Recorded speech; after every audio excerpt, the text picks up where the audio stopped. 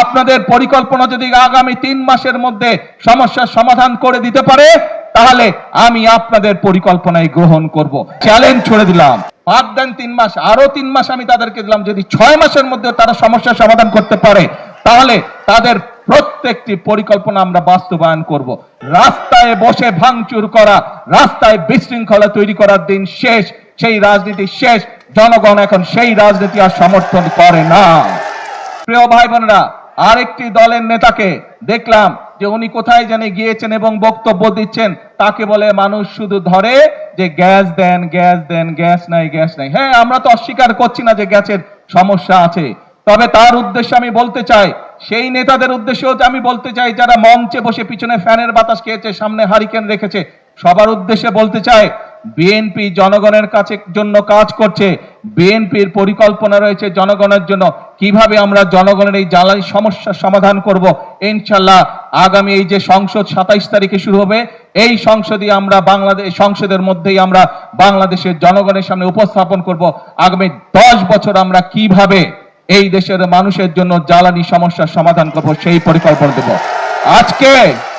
আজকে এই সকল রাজনৈতিক দলকে পরিষ্কারভাবে আমি বলতে চাই, আপনারা যদি মনে করেন অতই জনগণের প্রতি আপনাদের দায়িত্ব আছে, তাহলে আপনাদের পরিকল্পনা নিয়ে আসুন জনগণের সামনে।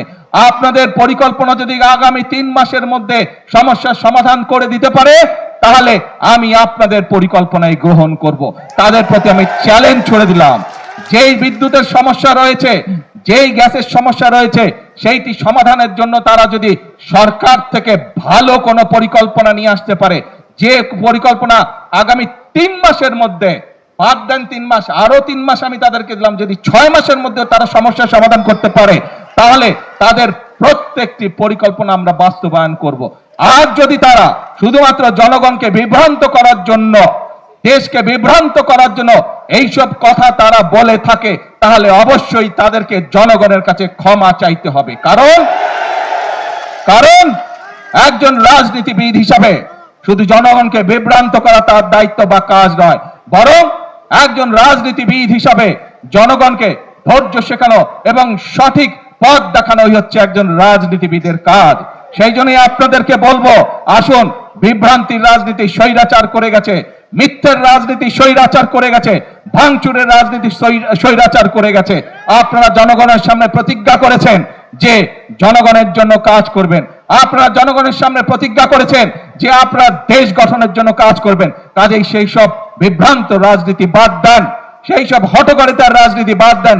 আসেন, জনগণের জন্য কি করতে পারবেন, কি পরামর্শ আপনাদের থলের মধ্যে আছে, সেটি জনগণের সামনে তুলে ধরেন।